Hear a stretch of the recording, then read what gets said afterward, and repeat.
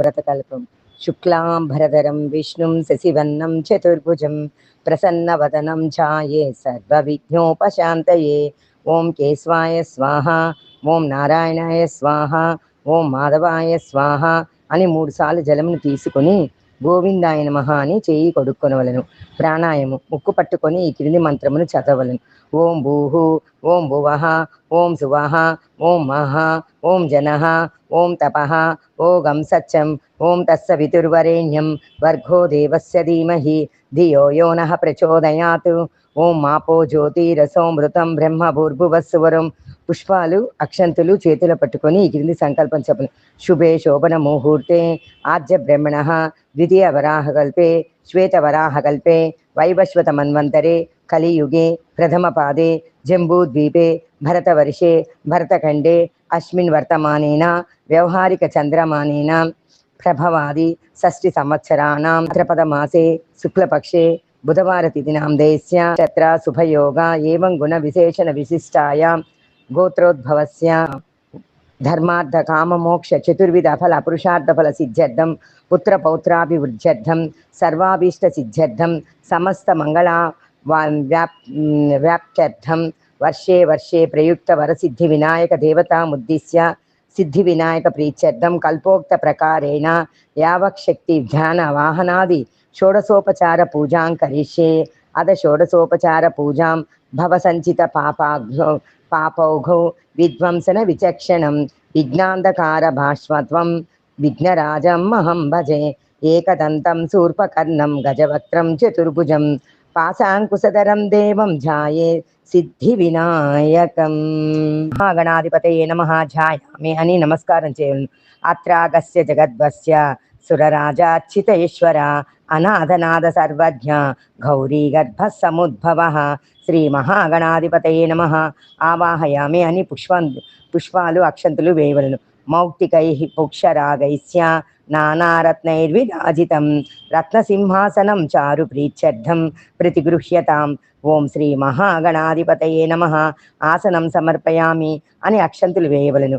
గౌరీపుత్ర నమోస్తుతే శంకర ప్రియ నందన గృహాణార్ఘ్యం మయా దత్తం గంధ పుష్పాక్షతాయుక్తం. శ్రీ మహాగణాధిపతయే నమః. ఆర్ఘ్యం సమర్పయామి అని జలమును చల్లవలను. గజవక్త్ర నమస్తేస్తు సర్వాభీష్ట ప్రదాయక భక్త్యాపాద్యం మయా దత్తం గృహాణ ద్విరధానన. ఓం శ్రీ మహాగణాధిపతయే నమః. పాద్యం సమర్పయామి అని జలమును వేవులను. అనాథనాథ సర్వజ్ఞ గీర్వాణా పరిపూజిత గృహాణా చ మనం దేవతుభ్యం దత్తం మాయా ప్రభో. శ్రీ మహాగణాధిపతయే నమః. ఆచమనీయం సమర్పయామి అని జలమును వేయవలను. దధిశీర సమాయుక్తం మధ్వాజ్వేన సమన్వితం మధుపర్కం గృహాణేధం గజవక్త్ర నమోస్తుతే. శ్రీ మహాగణాధిపతయే నమః. పంచామృత స్నానం సమర్పయామి. విగ్రహమునతో అభిషేకం చేయవలను. గంగాది సర్వతీర్థేభ్య ఆహృతై రమలైర్జలై స్నానం కరిష్యే. భగవన్ను మా పుత్ర నమోస్తుతే. ఓం శ్రీ మహాగణాధిపతయే నమః. శుద్ధోదక స్నానం సమర్పయామి అని స్నానం చేయవలను. రక్తవస్త్రధర్యం చారు దేవ యోగ్యం చ మంగళం శుభప్రదం గృహాణత్వం లంబోదర హరాత్మజ. శ్రీ మహాగణాధిపతయే నమః. వస్త్రయుగ్మం సమర్పయామి అని వస్త్రము దేవునిపై ఉంచవలను. రాజితం బ్రహ్మసూత్రం కాంచనం చోత్తరీయకం గృహాణ సర్వధర్మజ్ఞ భక్తానామిష్టదాయక. ఓం శ్రీ మహాగణాధిపతయే నమః. యజ్ఞోపవీతం సమర్పయామి అని దేవునిపై ఉంచవలను. చందనాగరు కర్పూర కస్తూరి కుంకుమాన్వితం విలేపనం సురశ్రేష్ఠ ప్రీత్యర్థం ప్రతిగృహ్యతాం.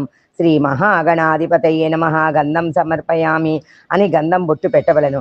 అక్షతాం ధవళాం దివ్యాన్ శాలీయం స్థండులాన్ శుభాన్ గృహాణ పరమానందం శంభు పుత్రం నమోస్తుతే. శ్రీ మహాగణాధిపతయే నమః. అక్షతాం సమర్పయామి అని అక్షంతులు వేయవలను.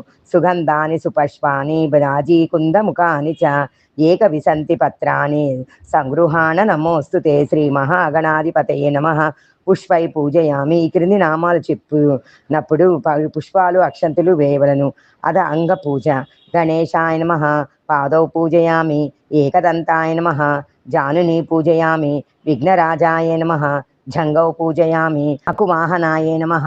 ఊరు పూజయామి. అంబాయ నమః కటిం పూజయామి. లంబోదరాయ నమః ఉదరం పూజయామి. గణనాదాయ నమః నాభిం పూజయామి. గణేశాయ నమః హృదయం పూజయామి. స్థూలకంఠాయ నమః కంఠం పూజయామి. స్కంధాగ్రజాయ నమః స్కందౌ పూజయామి. పాసహస్తాయ నమః హస్తౌ పూజయామి. గజవక్త్రాయ నమః వక్త్రం పూజయామి. విఘ్నహంత్రే నమః నేత్రం పూజయామి. శూర్పకర్ణాయ నమః కర్ణౌ పూజయామి. పాలచంద్రాయ నమః లలాటం పూజయామి. సర్వేశ్వరాయ నమః శిరః పూజయామి. విఘ్నరాజాయ నమః సర్వాణ్యాంగాని పూజయామి. అద ఏకవిశంతి 21 పత్రాలతో పూజ. సుముఖాయ నమః మాచీపత్రం పూజయామి. ఘనాధిపాయ నమః బృహతీపత్రం పూజయామి. ఉమాపుత్రాయ నమః బిల్వపత్రం పూజయామి. గజాననాయ నమః దుర్వాయుగ్నం పూజయామి.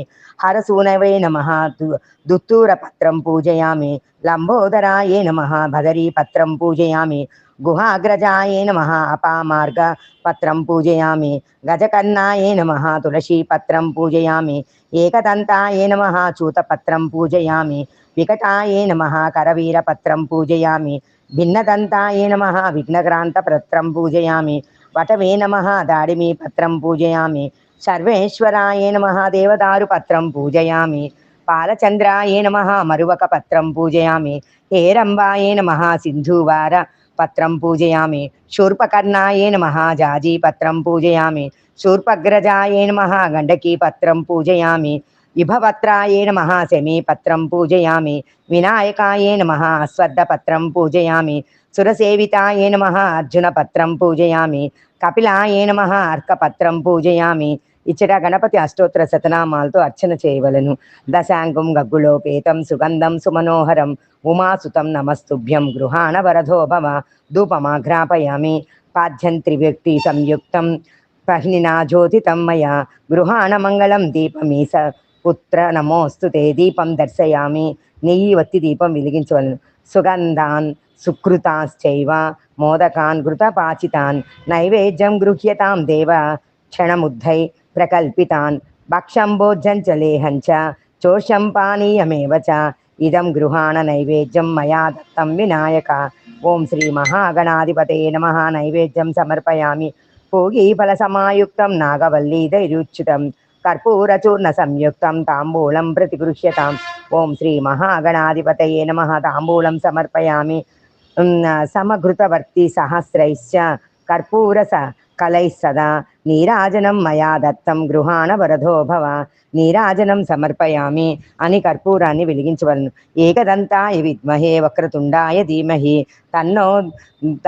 తన్నోదంతి ప్రచోదయాత్. మంత్రపుష్పం సమర్పయామి అని భగవంతుడిపై పుష్పములు వేయవలను.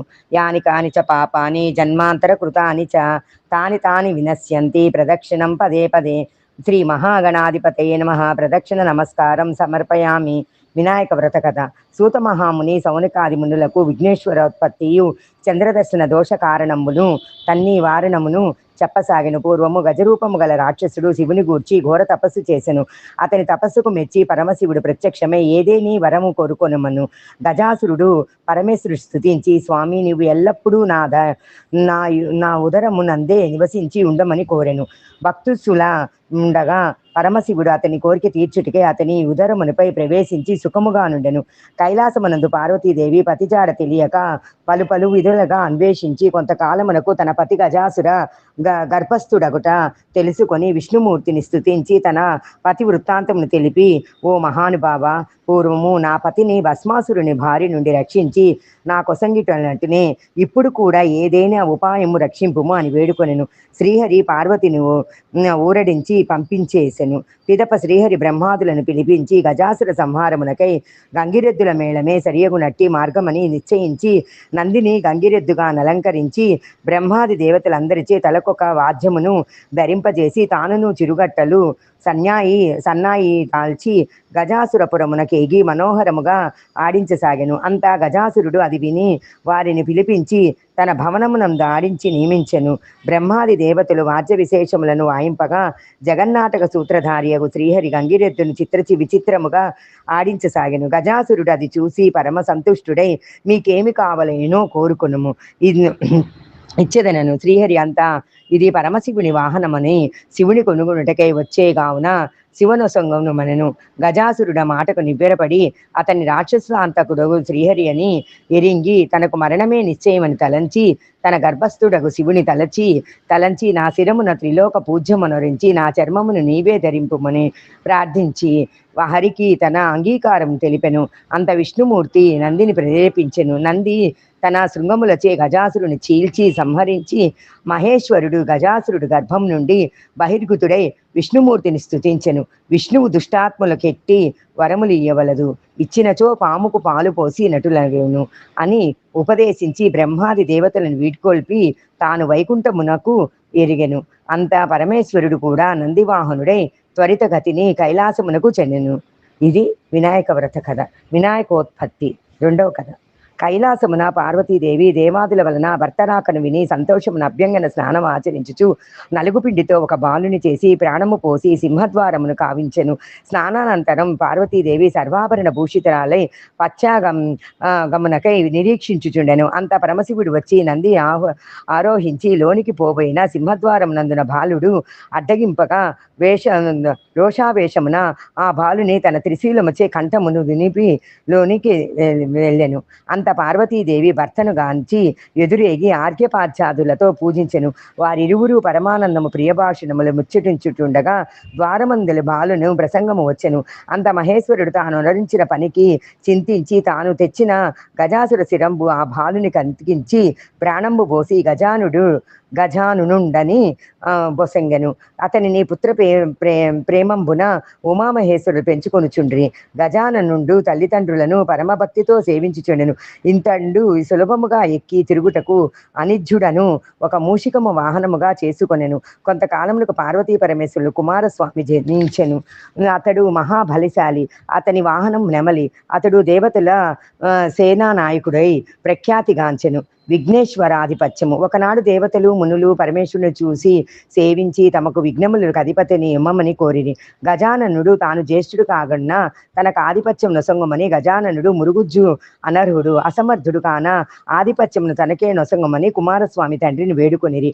అంత మహేశ్వరుడు కుమారులు ఉద్దేశించి మీలో ఎవరు ముల్లోకముల యందు పుణ్యతీర్థముల యందు స్నానమాచరించి ముందు నన్ను చేరుదురో వారికి ఆధిపత్యం నిత్తునని అంతకు కుమారస్వామి తన నెమలి వాహనం అధిరోహించి వాయువేగమున బయలుదేరెను. దాన్ని చూచి గజానుడు భిన్న వదనుడై తండ్రిని సమీపించి ప్రణమిల్లి, అయ్యా తమరు నా అసమర్థత నెరిగి ఉండి కూడా ఇట్లు ఆనతీయకున నీ పాదసేవకుడను నా యందు గ్రహించి తగు ఉపాయము తెలిపి రక్షించండి అని ప్రార్థించారు. అంత మహేశ్వరుడు దయాళుడై సక్రునాయనే చుక్తా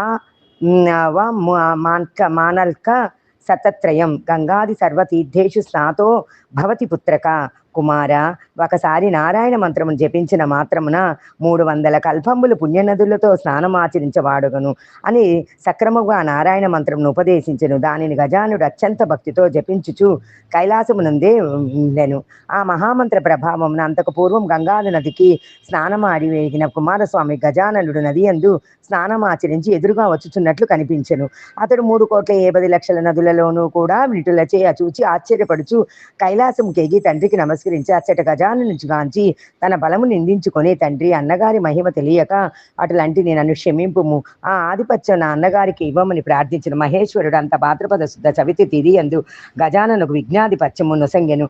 ఆ దినమున సర్వదేశీయులు విఘ్నేశ్వరునకు తమ శక్తి కొలది కుడుములు, ఆపములు, మున్నగు పిండి వంటలు, టెంకాయలు, పాలు, తేనె, అరటిపండ్లు, పానకము, వడపప్పు మున్నగను సమర్పించి పూజింప విఘ్నేశ్వరుడు సంతుష్టితో వానిని ఆరగించి కొన్ని వాహనమునకిచ్చి మరికొన్ని చేత ధరించి మెల్లగా సూర్యాస్తమయమునకు కైలాసం కేగి తల్లిదండ్రులకు ప్రణముల్లబోయి ఉదరము భూమి కాని చేతులు అందవయ్య బలవంతముగా చేతుల నింప చరణములు ఆకాశము చూచే ఇట్లు దండ ప్రణామం చేయగండు శ్రమ చెందుచుందావు. పరమశివుని శిరమునందలి చంద్రుడు చూచి వికటముగా నవ్వెను. అంత రాజదృష్టి సోకిన రాళ్ళు కూడా నుగ్గుననే సామెత విఘ్నేశ్వరుని ఉదరము పగిలి అందలి కుడుములు అచ్చట ఎల్లడల్లను ద్రోల్లెలను. అతడు మృత్యుడయ్యను. అంత పార్వతీదేవి శోకించుచు చంద్రుని చూచి, పాపాత్మ, నీ దృష్టి తగిలి నా కుమారుడు మరణించెను కాన నన్ను చూచిన వారు పాపాత్ములై నీలాప నిందలు పొందురుగాక అని శపించెను. ఋషి పత్నులకు నీలాప నిందలు కలుగుట. ఆ సమయమున సప్తమహర్షులు యజ్ఞము చేయుచు తమ భార్యలతో అగ్నికి ప్రదక్షిణం చేయుచుండ్రి.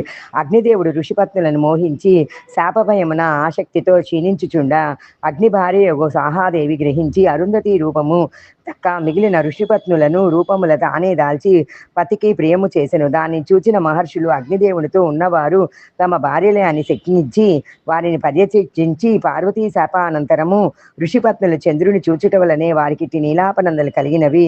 మునులు దేవతలు ఋషిపత్నులు ఆపదలను పరమేశ్వరికి తెల్పరాతడు సర్వజ్ఞుడంగుడ చేసి అగ్నిహోత్రుని భార్య స్వాహాదేవియే ఋషిపత్నుల రూపములు ధరించుటకు తెలిపి సప్త ఋషులు సమాధానపరిచి వారితో కూడా బ్రహ్మ కైలాసమునకే తెంచిన ఉమామహేశ్వరుని సేవించి మృతుడై ఉన్న విఘ్నేశ్వరుని బ్రతికించెను. అంత దేవాదులు పార్వతీదేవిని నీకిచ్చి శాపమును లోకములకెల్లా కీడుగాటిలను కావున దాని సంహరింపమని ప్రార్థించింది. అంత పార్వతీదేవి సంతుష్టాంతగా రంగుడై కుమార విఘ్నేశ్వరుని చేరదీసి ముద్దాడి ఏ దినమున విఘ్నేశ్వరుని చూచి చంద్రుని నవ్వెను ఆనాడు చంద్రుని చూడరాదు అని శాప అవకాశమును సంగెను. బ్రహ్మాదులంతా సతంగా సమమున గృహంబులకేగి భాద్రపద శుద్ధ చవితి నాడు మాత్రము చంద్రుని చూడక జాగరూకతో సుఖము నుండిరి. ఇట్లు కొంతకాలము గడిచెను. ఓం గం గణపతయే నమః. శ్రీ మహాగణాధిపతయే నమః.